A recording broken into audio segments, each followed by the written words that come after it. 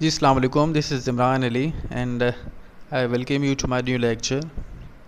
In your previous lecture, we had discussed about the term industry. हमने 3 definitions को touch किया था. After that, we discussed about the 3 levels of industry.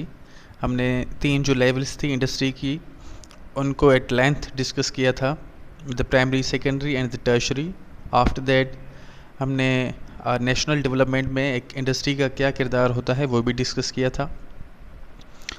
उसके बाद हमने history को टच किया. Pakistan at the time of its independence 1947 क्या पोजीशन थी with respect to industrial development.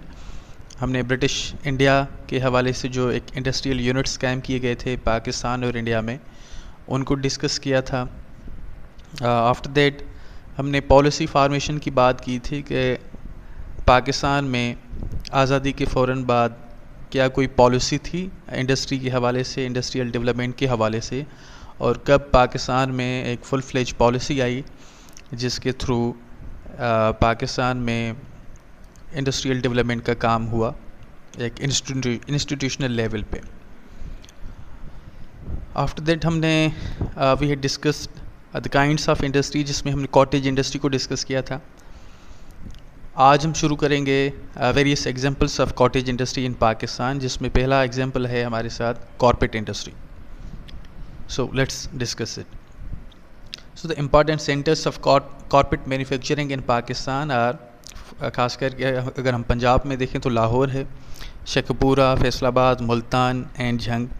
Sindh की बात करें तो जैकबाबाद है, सक्खर, खैरपुर, मीर बुखास, KPK में पेशावर एंड बलूचिस्तान में कोयटा.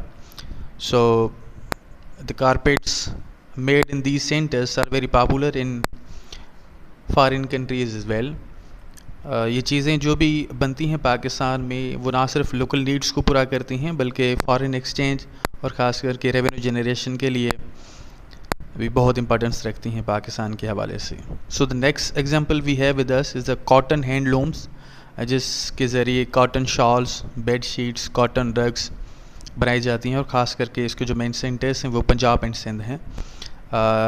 अगर आप विलेज के रहने वाले हैं तो आप अपनी सराउंडिंग्स में देखेंगे बहुत सारे लोग आपको मिलेंगे जो घरों में कॉटन हैंडलूम्स के ज़रिए बहुत सारी ऐसी प्रोडक्ट्स बनाते होंगे.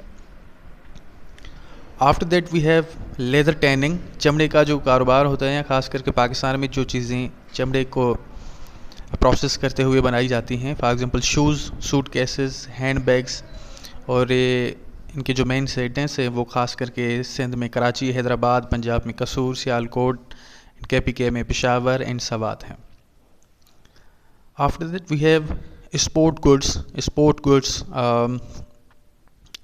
Raw materials for sports good is the timber and leather, जो पाकिस्तान में बहुत सारे मिकदार में मिलती हैं, और इम्पॉर्टेंट सेंटर्स जो हैं वो सियालकोट एंड लाहौर है. ये ना सिर्फ सोर्स ऑफ फॉरेन एक्सचेंज हैं बट लोकली भी ये चीज़ें हमारी जो पाकिस्तान की लोकल नीड्स हैं उनको भी पूरा करती हैं. पाकिस्तान में बहुत सारे ऐसे लोग हैं जो स्पोर्ट्स में इंटरेस्टेड हैं, तो उस हवाले से भी ये चीज़ें मार्केट में इजीली अवेलेबल होती हैं पाकिस्तान में, और ख़ास करके hockey, cricket balls, footballs, rackets वगैरह ये सारी चीज़ें मिलती हैं. तो पाकिस्तान के एक ह्यूज रेवेन्यू जनरेशन में स्पोर्ट गुड्स का भी एक किरदार है. After that we have embroidery and needlework. Embroidery and needlework is considered as the pride of Pakistan and a popular skill है पाकिस्तान में. तकरीबन सारे जो पाकिस्तान के प्रोविंसेस हैं उसमें घरों में ये काम होता है. For example work of mirror ornamentation on cloth with silk thread. इसके सेंटर्स की अगर बात करें तो लाड़काना, दादू, शिकारपुर एंड नवाबशाह हैं. हाथ से जो काम किया जाता है ख़ास करके गाँव में ये मशहूर है. अभी तो मुख्तलिफ जो NGOs हैं फॉरेन कंट्रीज़ के वो भी ये प्रोजेक्ट्स देते हैं गांव के लोगों को, और बल्क में ये प्रोडक्ट्स बनती हैं, कमोडिटीज़ बनती हैं जो बाहर जाती हैं, वो बिकती हैं वहाँ पे इंटरनेशनल मार्केट में. तो एम्ब्रॉयडरी एंड नीडल वर्क भी कॉटेज इंडस्ट्री एक बहुत बड़ी मिसाल है जिससे बहुत सारा रेवेन्यू पाकिस्तान में आता है.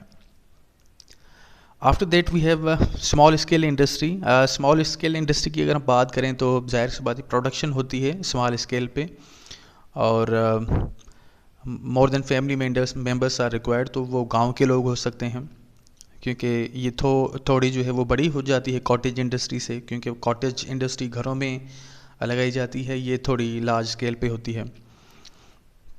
Products more than the cottage, जाहिर सी बात है अब बहुत सारे लोग एम्प्लॉय होंगे कॉटेज इंडस्ट्री से, ये थोड़ी बड़ी होती है, तो इस हवाले से प्रोडक्ट्स भी और कमोडिटीज़ जो बनती हैं वो कॉटेज इंडस्ट्री से ज़्यादा मिकदार में बनाई जाती हैं। 2 to 9 employees are required, for example dairy, beekeeping industry है एंड पोल्ट्री इंडस्ट्री है, तो ये स्मॉल स्केल इंडस्ट्री हम इसको कह सकती हैं।